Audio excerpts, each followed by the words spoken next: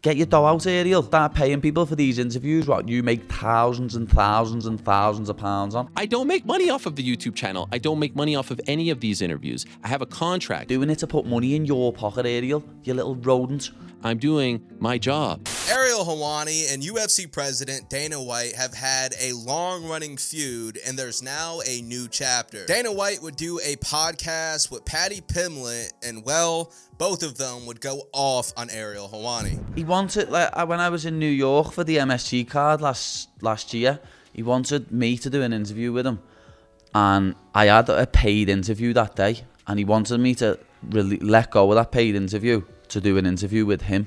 Right. For BT Sport, what he's getting paid for. I don't think anyone gets surprised when Dana White trashes Ariel Helwani, but why Paddy Pimblett? This is Ariel Helwani and Paddy Pimblett's beef explained.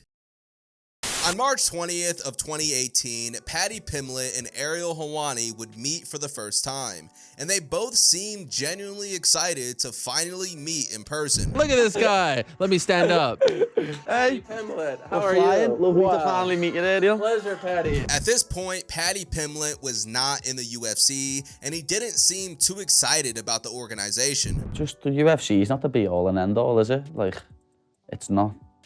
MMA isn't, like, a lot of people in the UK call MMA UFC, but it's not, is it? It's mixed martial arts, it's a sport. Paddy would even go on to say he didn't care if he ever fought in the UFC.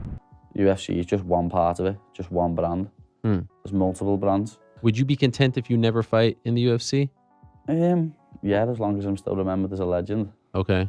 So 3 years after this interview, Paddy Pimblett would sign with the UFC in March of 2021. And he would go on to do multiple interviews with Ariel Helwani. So the first chip in their relationship was when... Last year, he wanted me to do an interview with him.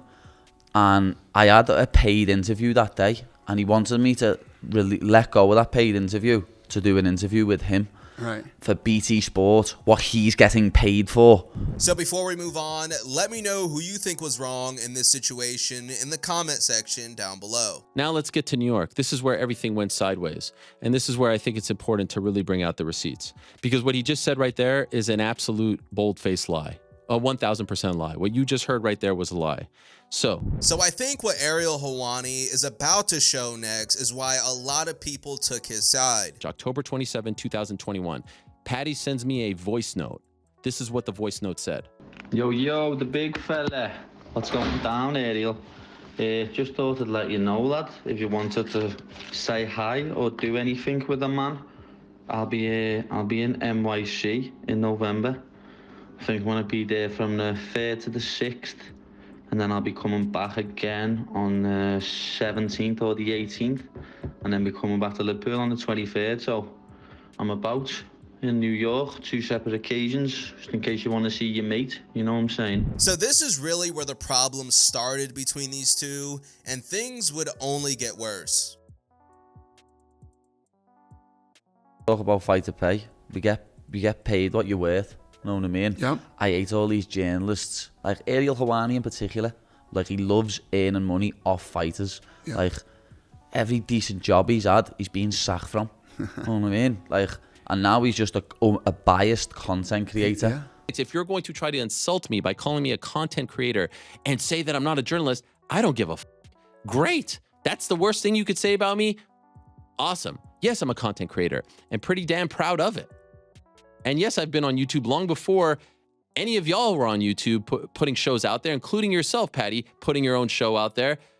Who cares? Yeah, okay. I'm a content creator. Now I'm biased. Biased against the UFC. How am I biased against the UFC?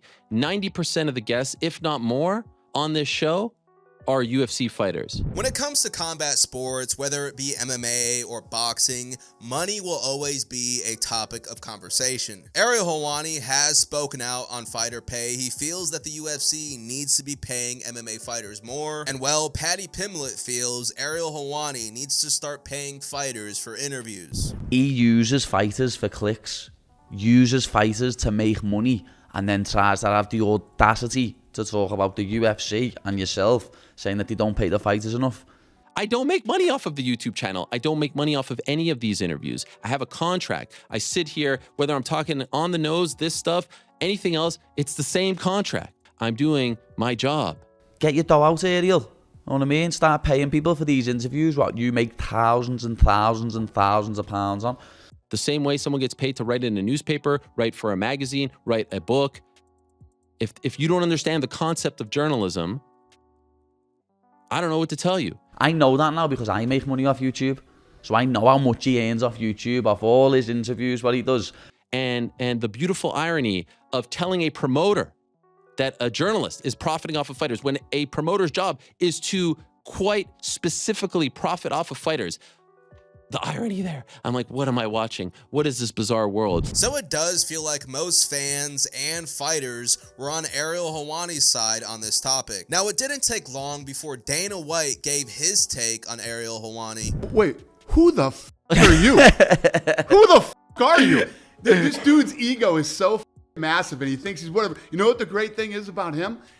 He's completely disappeared. So since ESPN let him go, I don't even see, nothing even pops up. So I think if you're a casual fan, you probably have no idea who Ariel Helwani is. You probably won't stumble across his YouTube channel. But if you're really into the sport, you're going to stumble across Ariel Helwani's interviews just based off the YouTube algorithm alone. I hear nothing about him. I see nothing about him. I literally don't even know that guy exists unless somebody brings him up to me.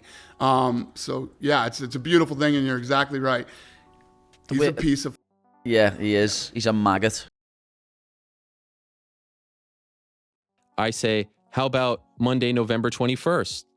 He writes back, I'll speak to Graham, as I'll be with him most of the time. Graham is his longtime manager, Graham Boylan, also promoter for Cage Warriors. So we go to Graham, my old friend Graham Boylan. Ariel came with his receipts, and this wasn't a good look for Paddy Pimblett. November 4th, same day. Hello, Graham. Hope all is well. Paddy told me he's in NYC this week, but also later in the month.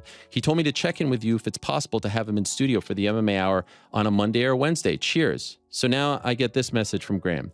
Paddy has a lot of quote-unquote, as he puts it, paid booking requests right now.